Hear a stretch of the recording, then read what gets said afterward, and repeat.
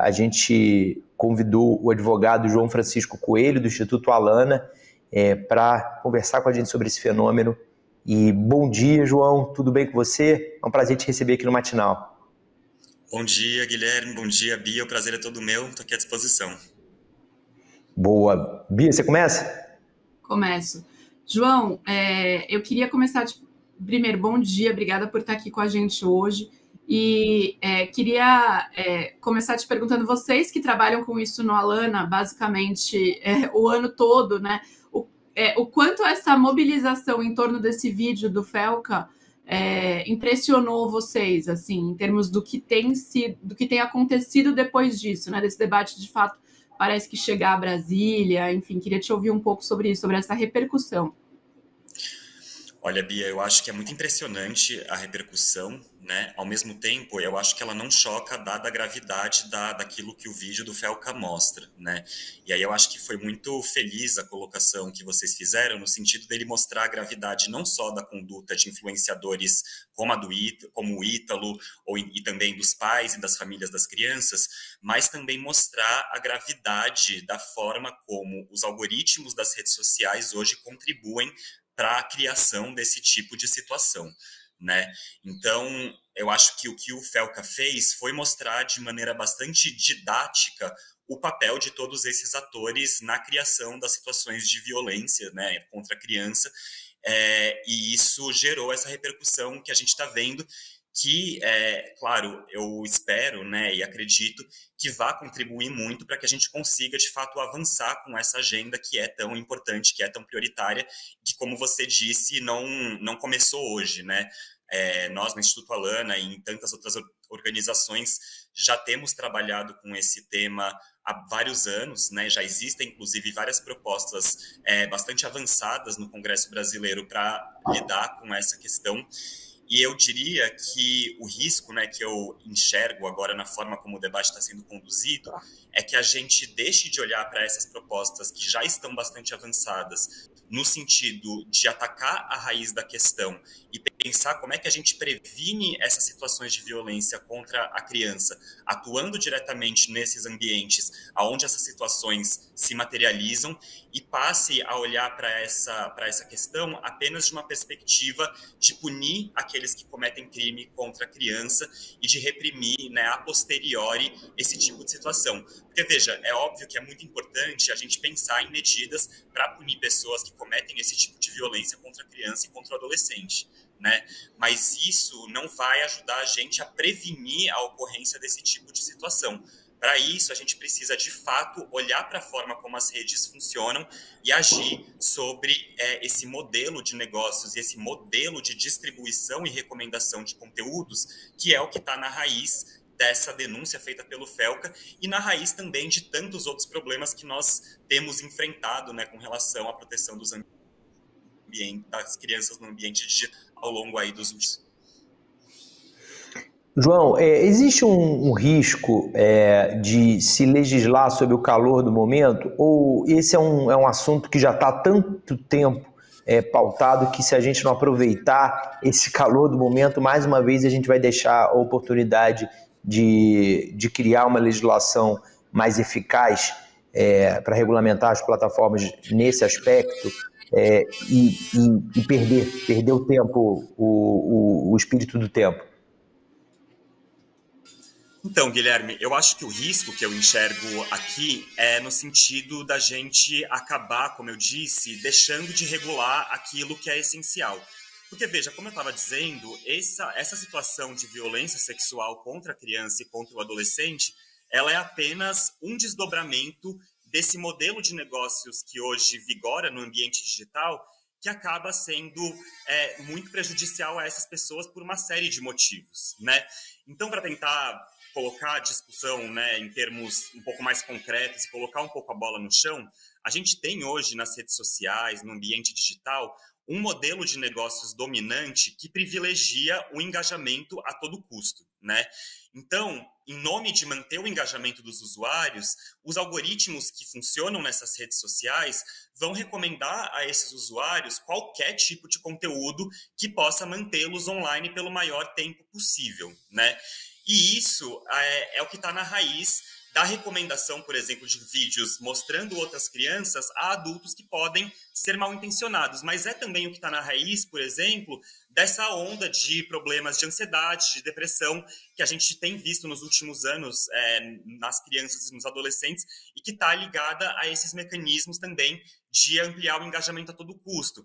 É o que está na raiz também dos casos de violência, né, que a gente tem visto no ambiente digital, nos quais crianças e adolescentes são colocados em contato com grupos extremistas que produzem conteúdos que mantêm eles engajados há muito tempo, né? Então, ao longo desses meus anos no Instituto Alana, eu tenho visto essa discussão se renovar de diferentes formas, mas sempre de uma maneira atrelada a esse modelo de negócios que hoje impera no ambiente digital. Então, o risco que eu vejo é a gente acabar adotando uma solução, né, uma resposta a esse vídeo do Felca, que acabe atingindo um problema específico, uma dimensão específica desse problema que é bastante grave, mas que não dá conta de atacar a raiz da questão e que, por isso, vai ou fazer com que a gente consiga lidar com essa questão da violência apenas a posteriori e não prevenir ela de fato de acontecer, mas também vai continuar vendo outros problemas surgirem aí ao longo dos anos, na medida em que a gente não está, de fato, chegando à raiz da questão. Então, eu acho que seria muito importante que a gente, de fato, né, se mobilizasse e cobrasse, né, dos nossos parlamentares que a gente dê uma resposta a essa questão a partir desses projetos que se propõem a olhar para a proteção da criança no ambiente digital de uma maneira mais ampla, mais holística, e que a gente priorize esses projetos que já são debatidos há muitos anos, né, que já foram objeto de diversas audiências públicas, que foram já votados no Senado por políticos de todo o espectro político, né? E é isso que a gente precisa agora para garantir essa proteção. Não regredir a discussão a um momento anterior e achar que a gente precisa começar ela do zero ou então atacar ela a partir de um único viés específico. João, e eu queria aproveitar para perguntar, então, quais são os pontos cruciais que tem que estar, ou que já estão nesses projetos que estão maduros, né? Você está falando que é preciso ter essa visão mais holística para a situação da criança no ambiente digital. Mas, assim, o que o Alana considera que é o pilar ali de um projeto que seja um projeto que realmente vá olhar para a raiz do problema? E se então, tem algum que você mencione que já esteja em andamento, enfim, que já esteja maduro? Perfeito. Olha, o projeto mais maduro que a gente tem, né, para dar uma concretude, é o PL número 2628 de 2022, que foi proposto, né, em 2022 pelo senador Alessandro Vieira. Esse projeto, como eu mencionei, já foi objeto de diversas audiências públicas, de amplos debates no Senado e fora dele, né? E esse é um projeto que traz de essencial a obrigação de que empresas de tecnologia que fornecem serviços que podem interferir nos direitos de crianças e adolescentes incorporem a proteção aos direitos dessas pessoas no design dos seus produtos e serviços, né? Então, esse projeto obriga, em primeiro lugar, que essas empresas gerenciem os riscos que os seus produtos e serviços podem criar aos direitos de crianças e adolescentes e adotem medidas proativas para mitigar esses riscos, né? Então, por exemplo, se uma empresa, né, como é o caso do Instagram, tem algoritmos de recomendação de conteúdo que geram riscos aos direitos de crianças e adolescentes, podendo potencialmente fazer com que conteúdos retratando essas pessoas cheguem até pessoas mal intencionadas, esse projeto obriga essas empresas a olharem para esse risco e calibrarem esses algoritmos para que esses riscos não se materializem. Mais do que isso, esse é um projeto que obriga as empresas de tecnologia a removerem conteúdos que são listados ali, né, na proposta, uma vez que recebam uma notificação a respeito deles. E esses conteúdos que são listados ali são conteúdos justamente que violam diretamente os direitos de crianças e adolescentes. E aqui, gente, eu acho que até vale a pena falar para vocês expressamente quais que são os conteúdos, né, que esse projeto obriga as empresas a removerem e obriga as empresas a agirem, para que a gente desmistifique também um pouco a ideia de que é um projeto que está promovendo a censura. O artigo que diz a respeito desses conteúdos a serem removidos é o artigo 6º desse PL número 2628, né? E quais que são os conteúdos que estão listados nesse artigo? Primeiro, exploração e abuso sexual, né? Então, acho que isso já dialoga diretamente com essa denúncia do Felca. Segundo, violência física, intimidação sistemática virtual e assédio, ou seja, bullying. Incentiva comportamentos semelhantes ao vício ou a transtornos de saúde mental, como ansiedade, depressão, transtornos alimentares. Então, aqueles vídeos, né, que muitas vezes incentivam a depressão, incentivam a automutilação. A promoção e comercialização de jogos de azar, as práticas publicitárias predatórias, o conteúdo pornográfico, a promoção, incentivo, orientação do autodiagnóstico à saúde física ou mental. Então, vocês veem, né, e aí eu acabei aqui esse rol do projeto. Vocês veem que a gente tem aqui uma lista restrita, né, e taxativa de conteúdos que são inquestionavelmente ilegais, violadores dos direitos de crianças e adolescentes, que esse projeto está obrigando as empresas a removerem uma vez que elas recebam notificações a respeito deles. E mais do que isso, o projeto obriga essas empresas a publicarem relatórios de transparência a respeito dos conteúdos que elas removerem. Ou seja, não daria também para elas fazerem isso de uma maneira arbitrária, sem um escrutínio público, né? A gente está falando da criação de mecanismos de governança para garantir que a moderação de conteúdos dessas empresas seja feita de forma parametrizada, transparente e orientada à proteção dos direitos de crianças e adolescentes e não, né, ao atingimento de qualquer livre manifestação legítima ou a perseguição política, né? Não é disso que a gente está tratando aqui e eu acho que a gente precisa ter muito claro, né, para que a gente não caia nessa armadilha de achar que impedir, né, por exemplo, o conteúdo de exploração sexual de chegar em crianças ou de chegar a adultos mal intencionados utilizando-se da imagem de crianças significa algum tipo de censura, né? Eu ia te perguntar exatamente sobre censura. A gente viu alguns críticos, principalmente de ontem para hoje, dizerem que esse debate pode acabar sendo usado como justificativa para se promover censura na internet. A gente vê pessoas da extrema-direita dizendo isso, que até chamam o Felca de cavalo de Troia, como se estivesse apresentando ali um discurso de proteção da infância, mas, na verdade, escondido um objetivo político de censurar a direita na internet. Existe esse risco ao se tratar disso, na sua opinião, João? Eu acho que para quem tem essa preocupação, a recomendação que eu daria é justamente de ler esse artigo 6º do projeto que eu acabei de comentar e entender se ali, dentre aqueles conteúdos que o projeto obriga, né, os provedores a agir, há algum que realmente poderia ser considerado legítimo a ponto de não ser devido à coibição e a coibição poder ser considerada uma forma de censura, né?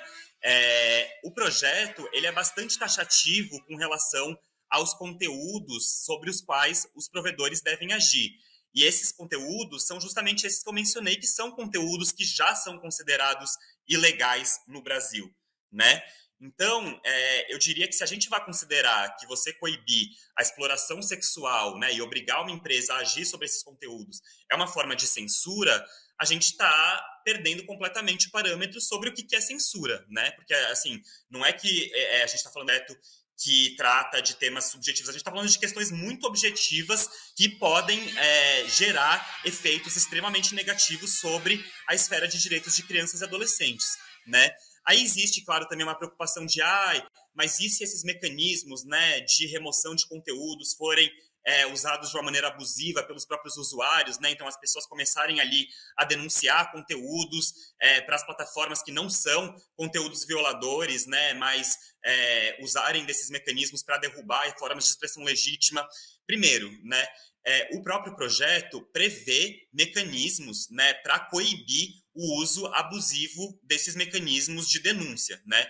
Então, uma das obrigações que são criadas para as plataformas digitais é justamente a de coibir esse uso abusivo, né, e inclusive punir os usuários que fizerem uso desses mecanismos de denúncia de uma maneira indevida. Mais do que isso, né, e isso foi uma coisa que ficou assentada, inclusive, no julgamento do Marco Civil da Internet pelo STF, a responsabilidade das plataformas em casos como esse, ela vai ser sempre subjetiva. Então, o que isso significa? Significa que a plataforma só vai ser, de fato, responsabilizada se ela deixar de remover um conteúdo quando ela ter clareza, né, de que aquele conteúdo era um conteúdo e deixar de fazer essa remoção. Então, se eu denuncio um conteúdo que não tem nada a ver com as situações descritas ali nesse artigo 6º e a plataforma deixar de remover esse conteúdo, ela não vai ser estabilizada na justiça. Para mim falhou aqui o áudio do João. Legal. Oi, pronto. Não, tinha falhado o seu áudio. Falou justiça e falhou depois. Mas já voltou. Agora foi. Não, então, o que eu estava falando é que a responsabilidade das plataformas, ela não é uma coisa tão automática a ponto delas se qualquer tipo de conteúdo que chegar até elas, né? Então, é uma responsabilidade que se verificar quando elas deixarem de remover um conteúdo que for flagrantemente ilegal. Então, essa ideia de que, assim, nossa, agora qualquer conteúdo que for denunciado, a plataforma vai ter que derrubar, porque senão ela vai ser responsabilizada na justiça. Não é bem assim que as coisas funcionam, né? Existem uma série de salvaguardas, existem uma série de obrigações ali no próprio projeto para impedir o uso desses mecanismos de denúncia.